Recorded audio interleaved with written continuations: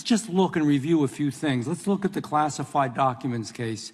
One individual is Vice President of the United States, removes documents which he has no right to do, Joe Biden.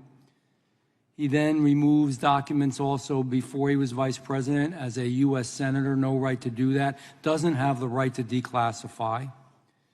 Yet a special counsel is appointed, and the result of that is that, well, there's nothing we're going to do because he's a kindly older gentleman that has a bad memory and it wouldn't be a good case. And yet at the same time, a president of the United States who does have a right to declassify documents, removes them, keeps them in a secure place, has the right to do it because he was a president and he's indicted. Do you think it's appropriate? Do you think someone who's being interviewed for a position when they're going to be appointed, or somebody who is running for office and is going to be elected at this level of government in the judiciary should say what they want to do as far as putting somebody in jail before they've even seen the case? Is that appropriate, yes or no? Your description of the Herr and Smith cases is inaccurate. I don't know whether your description of what the two district attorneys said. Well, then you don't look at the news. Excuse me, Attorney General, because I only have a limited amount of time. Everywhere it was reported. It was, if you knew anything, you knew that Alvin Bragg and also, again, the prosecutor in Fulton County, Georgia, they ran on that. And that's wrong. That isn't equal justice for all. It's wrong. Are you aware that on May 3rd, Special Counsel Smith himself acknowledged in the court filing that after the FBI seized evidence and it's right on Mar-a-Lago, that some of the evidence was altered, manipulated, or disturbed? Is that standard procedure? I've not read anywhere where he said it was altered or manipulated. So again, I can't accept that characterization. Mr. Attorney General, I want to be respectful, man. Are you living in a bubble here? I mean, I'm not living in a bubble, but good your God, it was characterization seen. is I mean, false. everybody saw it. Everybody heard it. Smith himself said it. That's why that case was stopped. If you can show me where he said he manipulated the evidence, I'll have a different. You don't like my word, but that there was some tampering, and absolutely he said that he had touched the evidence, and we don't know what level. And now Americans are concerned, God knows what level it is, and whether we'll really know the truth. And I got a question about this. Former President Trump, as you know, was being dragged through a political travesty, and you won't agree that it's a travesty, orchestrated by Alvin Bragg. Mr. Attorney General,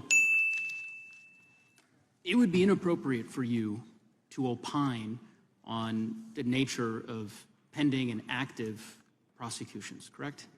Yes, there's a Justice Department policy against making those kind of comments. It's a longstanding precedent. Yes. The reason why I bring that up, I have great respect for my colleague from New Jersey. I understand he is not a lawyer by training, and the world needs good dentists, so it's nothing against his career choices.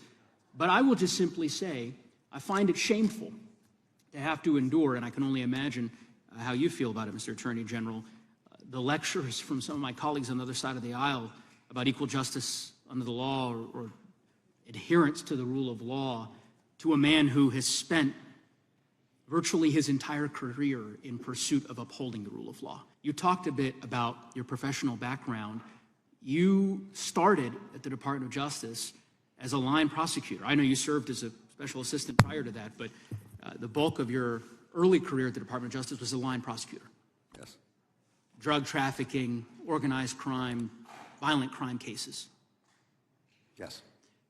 You then proceeded to become the principal associate deputy attorney general. Yes. Long title. Long title, important job. And in that capacity, you oversaw a series of very important criminal prosecutions, including the prosecutions connected to the Oklahoma City bombing. Is that right? Yes. You were nominated and you were confirmed on a bipartisan basis here in Washington, D.C., to the D.C. Circuit Court of Appeals. Yes. You rose to chief judge of the D.C. Circuit Court of Appeals. I think that just meant I survived my colleagues, yes. That may be. Mr. Attorney General, but what I can say with confidence is that you have a more distinguished record with respect to fidelity to the rule of law than any member sitting on the dais here today on either side of the aisle. And I appreciate your integrity, your leadership of the department, and to be candid, your patience during the bulk of this hearing, which of course has focused on virtually every issue unconnected to the bulk of the work that is done by our nation's premier law enforcement agency. I've been in and out of this hearing. I believe it's correct that you haven't gotten any questions about cybercrime, let's say, for example. That's right. Fair enough. Or foreign espionage. Right.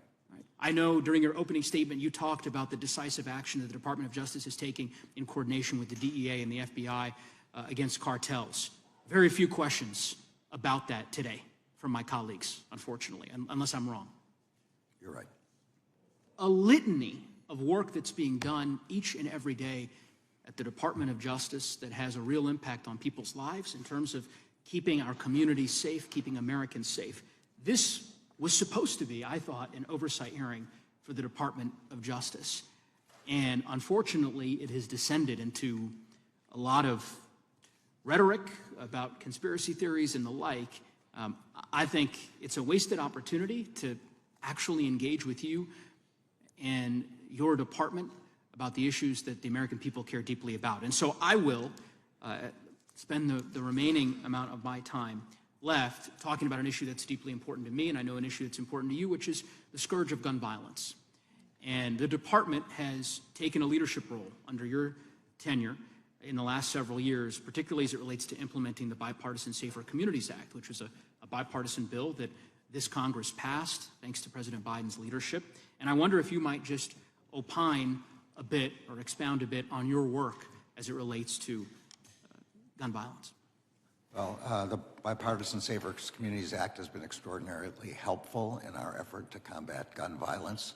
It's led to substantial numbers of prohibited sales of guns to minors who the statutes prohibit possessing because of conduct that they have engaged in. It's given us the authority to bring cases for straw purchasing that's led to crime guns and to gun trafficking to criminals, and in those ways has helped drive down the numbers with respect to gun violence. We have set up crime gun intelligence centers so that our state and local counterparts can trace guns that are found at crime scenes to determine whether they were used by serial killers, by serial shooters, to help us find out, to run the DNA off of the casings so that we can find hits on those people and arrest them and prevent them from committing further crimes. There's a host of things that the department has done, but the principal kind of violence we're worried about in the country is gun violence. That's what causes the enormous number of deaths we face every year. I thank you, Mr. Attorney General, for your service to our country, and I hope you'll relay the same to all the folks at the Department of Justice, and I thank the chairman for his indulgence. I yield back.